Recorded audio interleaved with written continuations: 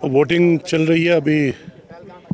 हम लोग बड़े ऑप्टिमिस्टिक हैं कि 3 सीट्स तो हम इंशाल्लाह ताला सेफ हैं, और जो चौथी सीट है इंशाल्लाह उसमें भी हम बहुत होपफुल हैं कि वो सीट भी हम इंशाल्लाह जीत लेंगे।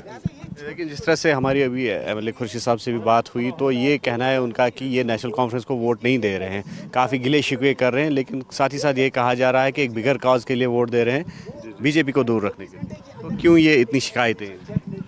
नहीं, अब देखें, आइडियोलॉजिकली वो लोग हमसे डिफ़र करते हैं, इसमें कोई दो राय नहीं है, लेकिन यह है कि इस वक्त एक कॉमन हमारा एक जो अपोनेंट है वो ये कम्युनल फोर्सेस और सेकुलर फोर्सेस के बीच में ये स्टेट अवे ये फाइट है।